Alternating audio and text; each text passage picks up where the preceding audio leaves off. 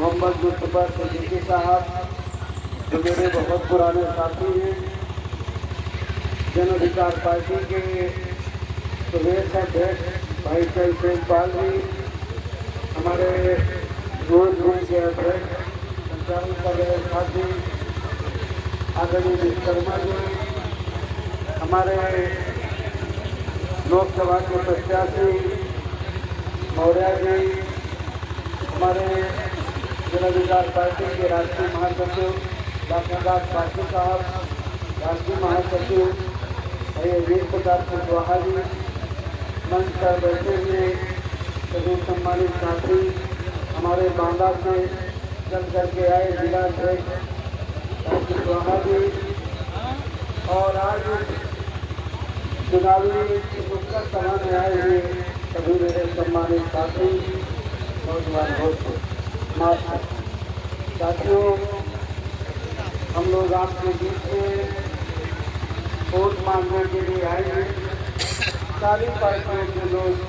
जब चुनाव का मौका आता है तो वोट मांगते हुए अपनी अपनी बातें कहते हैं और सभी के दिमागों में वो बातें जाते हैं और फिर आप लोग सोच समझ करके फैसला करते हैं कि हमें किसको वोट देना है। अभी 5 महीने पहले लोकसभा का चुनाव हुआ, फूलपुर में आप लोगों ने 18,000 से जीती। भाई कमलनाथ मौर्य जी को आपने पूरी कोशिश की कि वो जीते, आपने 18,000 से जिताया, लेकिन जो शहर की सीट है उससे हम कुछ हारे और थोड़ी कमियों के कारण हमारा एक साथी लोकसभा में जाने से रह गया, नहीं तो समाजवादी पार्टी के सर्किट के बजाय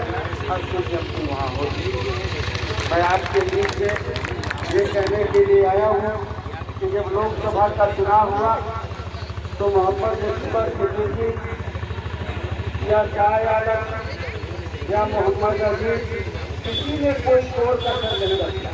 उनका एक वोट समाजवादी पार्टी के प्रत्याशी अमरनाथ मौर्य को मिला। अब आप लोगों की जिम्मेदारी है,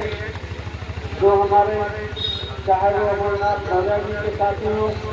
चाहे वो मेरे साथी हो, जो भी हमारे साथी हैं, उनकी जिम्मेदारी है कि मोहम्मद मुस्तफा सिद्दीकी को एक वोट चुनावी कांग्रेस को धन्यवाद। आज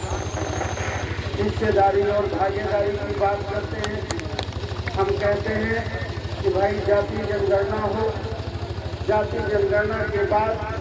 जिस समाज की जितनी आबादी हो उस आबादी के हिसाब से उसे हिस्सेदारी और भागीदारी हो। हमें कहते हैं कि बाबा साहब अम्बेडकर ने जो संविधान लिखा वो संविधान बहु लागू हो, और भारतीय जनता पार्टी जो उसे बदलने की कोशिश करती है वो कभी उसमें कामयाब न हो पाए। अगर हम चाहते हैं कि संविधान हमारा सुरक्षित रहे, जाति जनगणना हो और हमें हिस्सेदारी और भागीदारी मिले, हमारे बच्चों को जीवन के हर पहलू में आगे बढ़ने का मौका मिले, तो हमें ये देखना होगा कि कौन सी पार्टी और कौन सा नेता संविधान बचाने की बात करता है और संविधान को टिकाए रखने की बात करता है और हिस्सेदारी और भागीदारी की बात करता है। जब हम देखते हैं इन पिछले 10 सालों में भारतीय जनता पार्टी के जीतने के बाद निरंतर उसने संविधान को बदलने का काम किया है, और इस चुनाव में लोकसभा में तो वो यहाँ तक आ गए कि संविधान को बदलने के नाम पर वोट मांगे। तो एक ही आदमी निकल करके बाहर आया, वो अखिलेश यादव और समाजवादी पार्टी, उन्होंने कहा कि हम भारतीय संविधान को नहीं बदलने देंगे, हम भारतीय संविधान को हम लोग भी संविधान के पक्षधर लोग हैं, बाबा साहब अम्बेडकर को मानने वाले लोग हैं। हम लोगों ने भी जन अधिकार पार्टी के माध्यम से उत्तर प्रदेश में घूम करके अपनी बात को रखी, लेकिन जन अधिकार पार्टी का प्रचार प्रसार इतने बड़े पैमाने पर नहीं, हमारा संगठन छोटा था, इसलिए हम लोग आदरणीय अखिलेश यादव जी से मिले और हम लोगों ने कहा कि संविधान बचाने के नाम पर और पीडीए के नाम पर जन अधिकार पार्टी आपको पूरी तरह समझ। हम ये कह करके आए और 15-20 दिन बाद उन्होंने हमें बुलाया और कहा कि आपको लोकसभा का चुनाव लड़ना है। उन्होंने मुझे जौनपुर से चुनाव लड़ाया। चुनाव लड़ाने के साथ समाजवादी पार्टी का सिंबल दिया, जिता करके भेजा और जब मैं जीत करके गया तो मुझे समाजवादी पार्टी के संसदीय दल का उपयोग करता। आज बिहार में चुनाव साइकिल से जीत करके सांसद बन करके आया। मैं अपने सभी साथी जन अधिकार पार्टी के जो हमारे सम्मानित पदाधिकारी हैं, मैं आपको भी कहता हूँ कि आप सब लोग जैसे कमलनाथ जी को जिताने में लगे रहे, आप लोग यहाँ से जौनपुर गए मुझे जिताने के लिए, वही जिम्मेदारी आपकी आज भी है कि भाई मुझपा जी को आपका एक वोट जाए और उनको जिता करके विधानसभा में।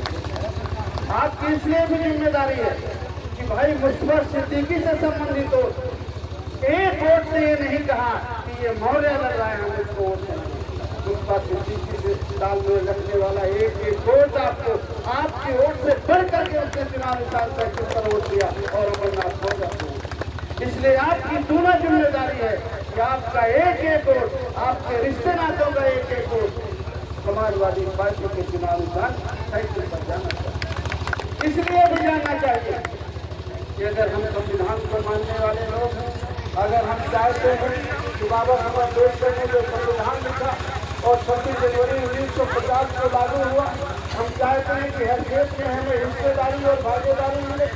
आज 69,000 शिक्षक भर्ती 5 साल पहले हुई,